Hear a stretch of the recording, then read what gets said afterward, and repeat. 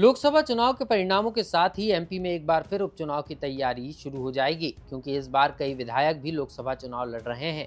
ऐसे में अगर वे लोकसभा चुनाव जीतते हैं तो उन्हें विधानसभा की सदस्यता से इस्तीफा देना होगा। तो वहीं 3 विधानसभा सीटों पर पहले से ही उपचुनाव होना तय है। तो वहीं 6 सीटों पर लोकसभा चुनाव के परिणाम तय करेंगे कि उपचुनाव होंगे या नहीं। यानी इन सीटों पर एमपी विधानसभा के मौजूदा सदस्य चुनावी मैदान में हैं और अगर वे चुनाव जीतते हैं तो इन उपचुनाव वाली सीटों का आंकड़ा और बढ़ेगा। सबसे पहले आपको ग्राफिक्स के जरिए बताते हैं कौन कौन सी सीटें हैं जहां उपचुनाव हो सकते हैं। एमपी में होंगे उपचुनाव, 3 सीटों पर उपचुनाव होना तय। श्योपुर, बीना और अमरवाड़ा सीट पर होगा उपचुनाव। इसके अलावा 6 सीटों पर फैसला होना बाकी। बुधनी विधानसभा सीट पर उपचुनाव होना संभव। यहां से पूर्व सीएम शिवराज हैं विधायक। विदिशा लोकसभा सीट से चुनाव लड़ रहे हैं शिवराज। 5 सीटों पर कांग्रेस एमएलए लोकसभा चुनाव लड़े हैं। लोकसभा चुनाव के परिणाम के बाद होगा फैसला। यानी चुनाव लड़ रहे विधानसभा सदस्य चुनाव जीते तो उपचुनाव वाली सीटों का आंकड़ा और बढ़ेगा। इसमें पूर्व सीएम शिवराज सिंह चौहान का नाम भी शामिल है। वह सीहोर जिले के बुधनी विधानसभा सीट से विधायक हैं। पार्टी ने उन्हें विदिशा लोकसभा सीट से उम्मीदवार बनाया है। माना जा रहा है कि उनकी जीत यहां से पक्की है। इसके बाद बुधनी सीट भी खाली हो जाएगी। इसके साथ ही मंडला लोकसभा सीट से कांग्रेस विधायक ओमकार सिंह मरकाम चुनाव लड़ रहे हैं।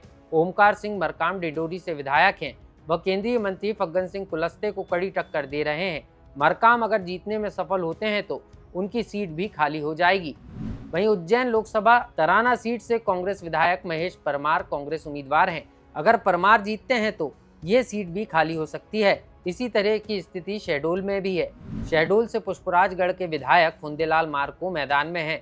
तो वहीं सतना लोकसभा सीट से कांग्रेस एमएलए सिद्धार्थ कुशवाहा मैदान में हैं। तो वहीं कुछ ऐसी ही परिस्थिति भिंड में भी उत्पन्न हो सकती है। यहां से विधायक फूल सिंह बरैया चुनावी मैदान में हैं। तो वहीं एमपी में विधानसभा चुनाव जीतने वाले 3 कांग्रेस विधायकों ने पाला बदल लिया है। तीनों ने बीजेपी की सदस्यता ले ली है। यानी 3 सीटें ये हो गई। इनमें से अमरवाड़ा से कांग्रेस विधायक कमलेश शाह, बीना से कांग्रेस विधायक निर्मला सप्रे और विजयपुर से कांग्रेस विधायक रामनिवास रावत हैं। कमलेश शाह और निर्मला सप्रे ने विधानसभा से इस्तीफा दे दिया है। तो वहीं शिवपुर से कांग्रेस विधायक रामनिवास रावत ने अभी इस्तीफा नहीं दिया है। रावत के इस्तीफे देने के बाद ये तीनों सीटें भी खाली हो जाएंगी।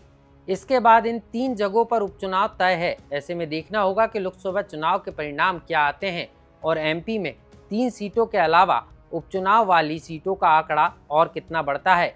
मध्य प्रदेश से लोकमत के लिए आकाश सेन की रिपोर्ट।